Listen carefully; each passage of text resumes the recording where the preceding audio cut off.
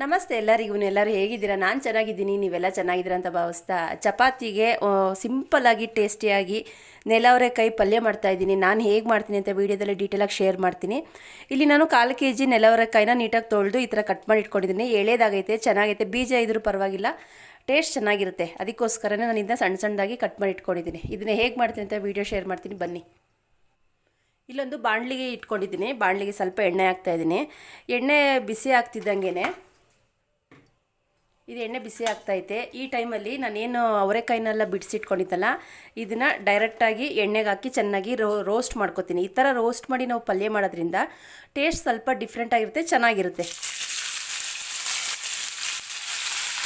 ಒಂದ್ಸಲ ನೀವು ಟ್ರೈ ಮಾಡಿ, ಚಪಾತಿಗೆಲ್ಲ ಸಿಂಪಲ್ಲಾಗಿರುತ್ತೆ, ಟೇಸ್ಟಿಯಾಗಿರುತ್ತೆ.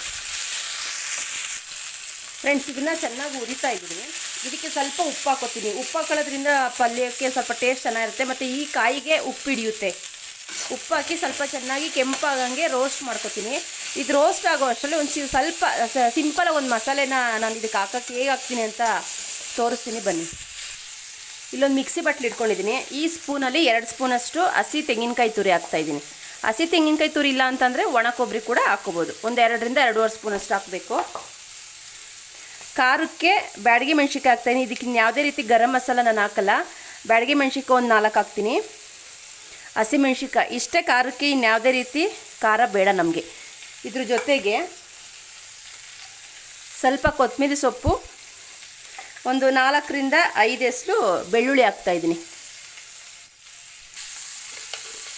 ಇದಕ್ಕೆ ಒಂದು ಟೀ ಸ್ಪೂನಷ್ಟು ಜೀರಿಗೆ ಹಾಕ್ತಾಯಿದ್ದೀನಿ. 1/4 ಟೀ ಸ್ಪೂನಷ್ಟು ಸಾಸಿವೆ ಹಾಕ್ತಾಯಿದ್ದೀನಿ. ಇದಿಷ್ಟು ಸ್ವಲ್ಪ ತರಿತರಿಯಾಗಿ, ನೀರನ್ನ ಜಾಸ್ತಿ ಹಾಕೋದು ಬೇಡ, ತರಿತರಿಯಾಗಿ ರುಬ್ಕೊಂಡು ಬರ್ತೀನಿ ಇವಾಗ. ಈ ಕಡೆ ಇದು ನೋಡಿ, ಈ ಥರ ಕೆಂಪಾಗಂಗೆ ಹುರ್ಕೋತಾ ಇದ್ದೀನಿ. ನಾನು ಸ್ವಲ್ಪ ಹುರಿಬೇಕಿದ್ದೀನ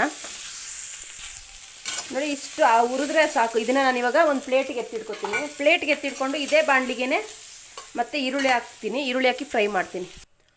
ಅದನ್ನೆಲ್ಲ ತೆಗ್ದು ಪ್ಲೇಟ್ಗೆ ಹಾಕಿ ಎತ್ತಿಟ್ಕೊಂಡಿದ್ದೀನಿ. ಇದಕ್ಕೆ ಸ್ವಲ್ಪ ಎಣ್ಣೆ ಹಾಕ್ತೀನಿ. ಎಣ್ಣೆ ಬಾಣಲಿ ಬಿಸಿ ಆಗಿರೋದ್ರಿಂದ ಎಣ್ಣೆ ಬೇಗ ಬಿಸಿ ಆಗುತ್ತೆ. ಇದಕ್ಕೆ ನಾನು 2 ಈರುಳ್ಳಿನ ಸಣ್ಣ ಸಣ್ಣದಾಗಿ ಕಟ್ ಮಾಡಿ ಇಟ್ಕೊಂಡಿದ್ದೀನಿ. ಇದಕ್ಕೆ ಯಾವುದೇ ರೀತಿ ಗರಂ ಮಸಾಲ ಬೇಡ, ಜೀರ್ಣ ಆಗಲ್ಲ ಅಂತ ಏನೂ ಇಲ್ಲ, ಆರಾಮಾಗಿ ಮಾಡ್ಬೋದು. ಇದನ್ನು ಸ್ವಲ್ಪ ಈರುಳ್ಳಿ ಕೆಂಪಾಗಬೇಕು. ಇದನ್ನು ತರಿತರಿಯಾಗಿ ರುಬ್ಕೊಂಡಿದ್ದೀನಿ, ಜಾಸ್ತಿ ನೀರು ಹಾಕಿಲ್ಲ. ಸ್ವಲ್ಪ ದಪ್ಪ ರುಬ್ಬಿದ್ರೆ ಸಾಕು, ನುಣ್ಣಗಾಗಬೇಕು ಅಂತೇಳಿ. ನೋಡಿ, ಒಣಮೆಣ್ಸಿನ್ಕಾಯೆಲ್ಲ ಹೀಗೆ ಇದೆ, ಚಪಾತಿಗೆ ತಿನ್ಬೇಕಾದ್ರೆ ಚೆನ್ನಾಗಿರುತ್ತೆ. ಈರುಳ್ಳಿ ಚೆನ್ನಾಗಿ ಫ್ರೈ ಆಗ್ತೈತೆ. ಈ ಟೈಮಲ್ಲಿ ರುಬ್ಬಿಟ್ಟಿದ್ನಲ್ಲ ಪುಡಿ ಅಂತಂದರೆ ಸ್ವಲ್ಪ ನೀರು ಹಾಕೊಂಡು ನಾನು ರುಬ್ಬಿದ್ದೀನಿ ಅಷ್ಟೇ. ತರಿತರಿಯಾಗಿ ರುಬ್ಕೊಂಡಿದ್ದೀನಿ. ಇದನ್ನು ಡೈರೆಕ್ಟಾಗಿ ಇದಕ್ಕೆ ಹಾಕಿ ಚೆನ್ನಾಗಿ ಮಿಕ್ಸ್ ಮಾಡ್ತಾಯಿದ್ದೀನಿ. ಇದಕ್ಕಿಷ್ಟೇ ಮಸಾಲೆ, ಇನ್ನೇನು ಗರಂ ಮಸಾಲೆ ನಮಗೆ ಬೇಡ.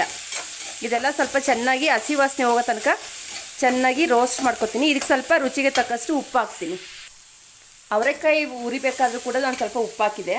ಇವಾಗ ಸ್ವಲ್ಪ ನೋಡಿ ಉಪ್ಪು ಹಾಕ್ತೀನಿ, ಮತ್ತು ಬೇಕು ಅಂದರೆ ಹಾಕ್ಕೋಬೋದು. ಈಗ ಇದನ್ನು ಚೆನ್ನಾಗಿ ಸ್ವಲ್ಪ ರೋಸ್ಟ್ ಮಾಡಬೇಕು, ಹಸಿ ವಾಸನೆ ಹೋಗ್ಬೇಕಲ್ಲ, ಅದಕ್ಕೇ.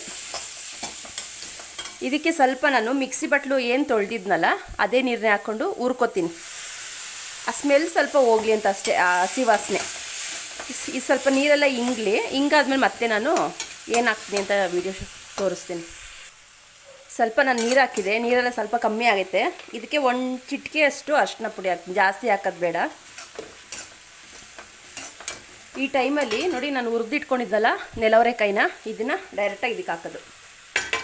ಸಿಂಪಲ್ಲು, ಬೇಗ ಮಾಡ್ಬೋದು. ಚಪಾತಿಗಂತೂ ಸಿಂಪಲಾಗಿ ಟೇಸ್ಟ್ ಆಗಿರುತ್ತೆ. ಇದು ನಾವು ಹಾಕಿರೋ ಅಂಥ ಮಸಾಲೆ, ಬೆಳ್ಳುಳ್ಳಿ ಮತ್ತು ಹಸಿಮೆಣ್ಸಿನ್ಕಾಯಿ ಹಾಕಿದ್ದೀವಲ್ಲ, ಜೀರಿಗೆ ಕೂಡ ರುಬ್ಬಾಕಿರೋದ್ರಿಂದ ಒಳ್ಳೆ ಟೇಸ್ಟ್ ಕೊಡುತ್ತೆ ಚಪಾತಿಗೆ, ಜೀರ್ಣ ಚೆನ್ನಾಗಾಗುತ್ತೆ.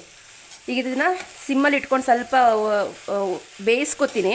ಹೈಯಲ್ಲಿ ಇಟ್ಟರೆ ಏನಾಗುತ್ತೆ ಅಂದರೆ ಮಸಾಲೆ ಎಲ್ಲ ಸೀದೋಗುತ್ತೆ ಮತ್ತು ಕಾಯಿ ಬೆಂದಿರಲ್ಲ. ಅದಕ್ಕೋಸ್ಕರ ಸಿಮ್ಮಲ್ಲಿ ಇಟ್ಕೊಂಡು ಒಂದು 10ರಿಂದ 15 ನಿಮಿಷ ಸಿಮ್ಮಲ್ಲಿ ಇಟ್ಕೊಂಡೇ ಬೇಯಿಸ್ಕೊತೀವಿ, ಹುರ್ಕೋಬೇಕಾಗುತ್ತೆ.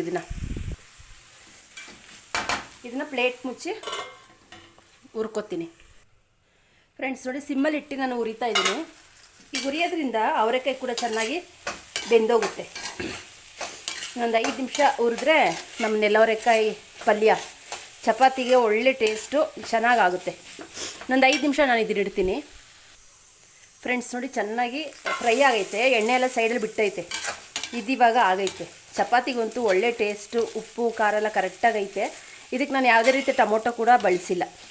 ಸಿಂಪಲ್ಲಾಗಿ ಟೇಸ್ಟಿಯಾಗಿ ಸೂಪರಾಗಿ ಬಂದೈತೆ ನಮ್ಮ ನೆಲವರೆಕಾಯಿ ಪಲ್ಯ.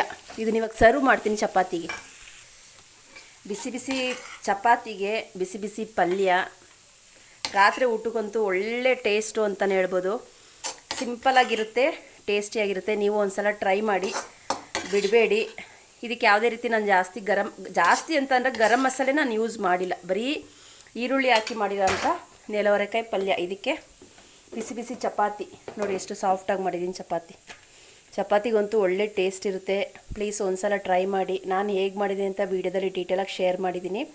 ಈ ವಿಡಿಯೋ ಇಷ್ಟವಾದಲ್ಲಿ ಲೈಕ್ ಮಾಡಿ, ಶೇರ್ ಮಾಡಿ, ಕಮೆಂಟ್ ಮಾಡಿ. ನಿಸರ್ಗ ಕುಕಿಂಗ್ ಚಾನಲ್ನ ಇನ್ನೂ ಯಾರೆಲ್ಲ ಸಬ್ಸ್ಕ್ರೈಬ್ ಮಾಡ್ಕೊಂಡು ನೋಡ್ತಾ ಇದ್ರು ಪ್ಲೀಸ್ ದಯವಿಟ್ಟು ಸಬ್ಸ್ಕ್ರೈಬ್ ಮಾಡ್ಕೊಂಡು ನೋಡಿ ಅಂತ ಕೇಳ್ಕೊಳ್ತಾ, ಈ ರೆಸಿಪಿ ನಿಮ್ಗೆ ಇಷ್ಟ ಆಯಿತು ಅಂದರೆ ನಿಮ್ಮ ಫ್ಯಾಮಿಲಿ ಫ್ರೆಂಡ್ಸ್ಗೆ ಶೇರ್ ಮಾಡಿ. ನನ್ನ ವೀಡಿಯೋನ ಎಲ್ಲೋ ಸ್ಕಿಪ್ ಮಾಡ್ದಂಗೆ ನೋಡಿ, ನಾನು ಅಷ್ಟೇ ಕೇಳ್ಕೊಳ್ಳೋದು.